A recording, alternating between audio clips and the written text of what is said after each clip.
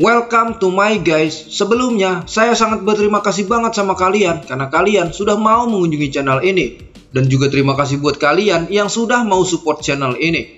So, langsung aja kita mulai ceritanya.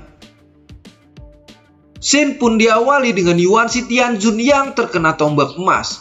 Siapakah dia yang menombak Yuan Shi?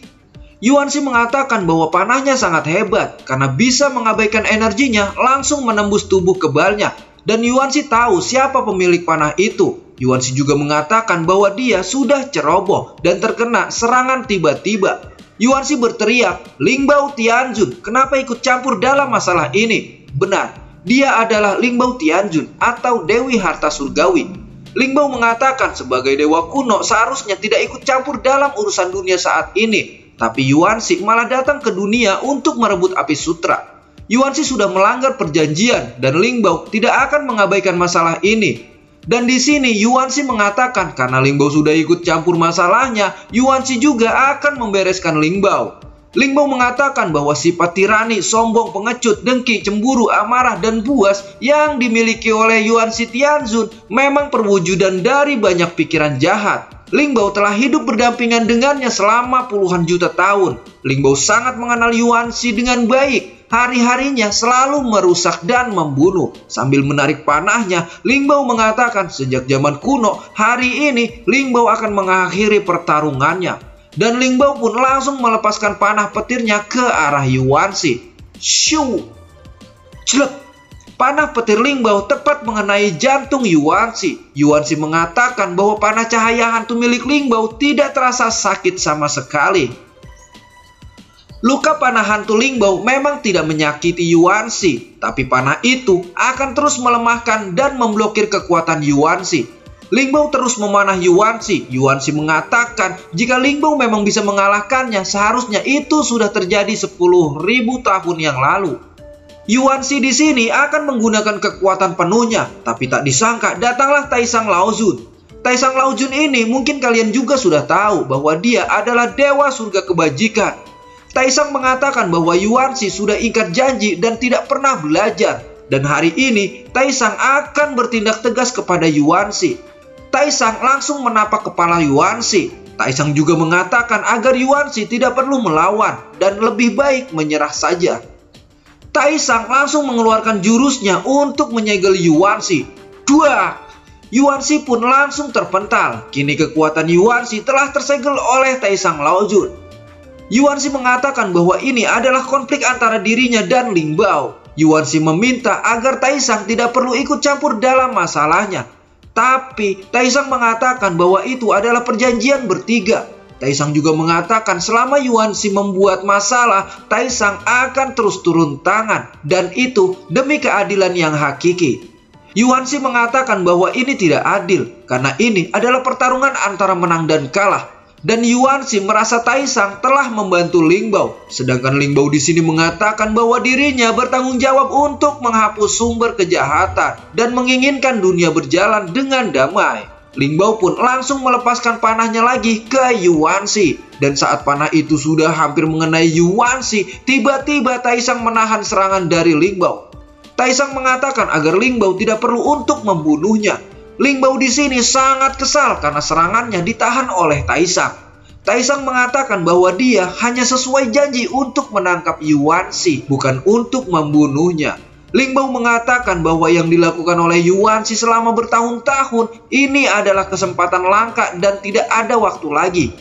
Taisang menjelaskan bahwa dirinya bertiga datang ke dunia bersama. Tercipta dengan nilai masing-masing, terlahir dengan nilai yang berbeda. Itu adalah sifat Yuan Shi yang suka melakukan hal buruk, bukan atas kemauannya.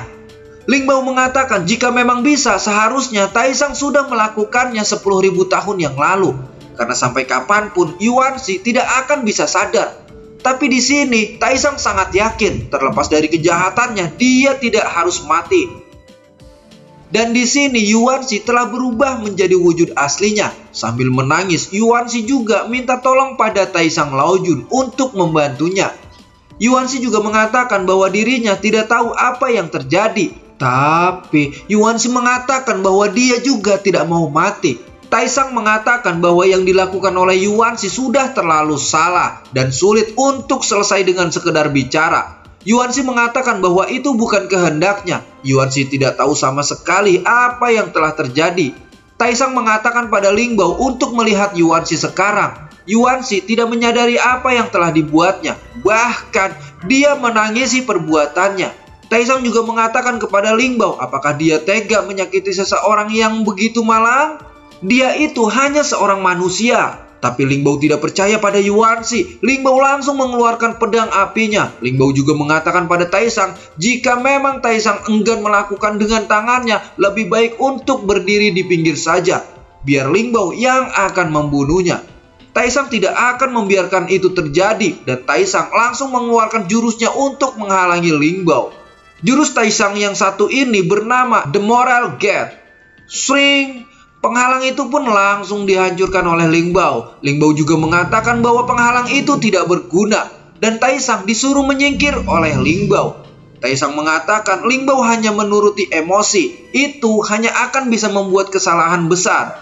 Ling Bao mengatakan bahwa dewa terlahir dengan membawa sebuah komitmen besar dan Ling Bao bersedia menanggung kesalahannya jika dirinya salah. Tapi untuk membunuh Yuanshi Tianzun bukanlah kesalahan. Dan sloop, beberapa pedang Ling Bao menembus tubuh Yuanshi. Taisang mengatakan pada Ling Bao untuk bersikap rasional karena Ling Bao sudah kehilangan hati nurani karena kebencian. Tapi Ling Bao mengatakan bahwa ini adalah hal terbaik untuk semua perbuatannya. Dan Ling Bao juga mengatakan agar Taisang jangan mencoba untuk menghalanginya. Tapi di sini Taisang akan menghentikan Ling Bao karena Ling Bao akan membunuh seorang anak manusia. Ling Bao mengatakan bahwa dia adalah Yuanshi Tianzun, bukan sekedar seorang anak manusia. Dan di sini Yuanshi berteriak sangat kesakitan. Ling Bao mengatakan pada Taisang agar percaya padanya untuk kali ini saja. Taisang mengatakan kita adalah dewa kehidupan puluhan juta tahun, bukan iblis yang untuk mengalahkan Yuanshi Tianzun. Di sini Taisang sudah pusing untuk mengatasinya sendiri karena Ling Bao benar-benar serius ingin membunuhnya. Sedangkan Yuanshi melakukannya bukan atas kemauannya sendiri dan sudah menyesal. Taisang sendiri masih memiliki kualifikasi sebagai dewa bermoral tinggi dan bertanggung jawab atas moral. Jika begini, Yuanshi akan benar-benar mati dan Yuanshi di sini meminta tolong pada Taisang. Dan Taisang tidak bisa untuk tidak peduli karena merampas nyawa orang lain bukanlah sebuah kebajikan. Dan Taisang langsung melepaskan segel pada Yuanshi. Taisang juga mengatakan pada Yuanshi bahwa sekarang Yuanshi sudah bebas untuk melindungi dirinya sendiri. Dan Taisang mengajak mereka untuk hidup menjadi bijaksana. Dan plus, setelah segelnya dibuka oleh Taisang, Ling Bao pun langsung dipukul oleh Yuanshi hingga menembus tubuhnya dan membantingnya ke tanah. Dan Yuanshi langsung memakan Ling Bao. Di sini Taisang menyuruh agar Yuanshi berhenti melakukannya. Kini Ling Bao sudah sekarat dan setelah memakan Ling Bao, Yuanshi langsung mencabut jantung Ling Bao hingga hancur. Di sini Taisang meminta maaf pada Ling Bao. Taisang sungguh tidak bermaksud seperti itu. Yuanshi benar-benar kegelapan dan Ling Bao kini layaknya Susana sundal bolong. Hanya saja kalau Susana itu bolongnya di belakang.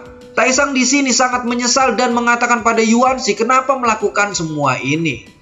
Tapi Yuanshi benar-benar tidak peduli karena Taisang juga tahu bahwa inilah sifat dari Yuanshi. Taisang mengatakan bahwa Yuanshi benar-benar iblis yang tak tertolong. Taisang juga bersumpah tidak akan mau hidup berdampingan dengan Yuanshi. Dan Yuanshi mengatakan pada Taisang untuk melawannya. Tapi Taisang hanya bisa menangis. Yuanshi mengatakan bahwa Taisang dari dulu tidak mampu berbuat apa-apa. Dan Yuanshi pun pergi meninggalkan Taisang karena Yuanshi punya hal yang lebih penting. Taisang berteriak pada Yuanshi, kenapa kau tak membunuhku juga? Bukankah itu keinginanmu untuk menghabisi semuanya?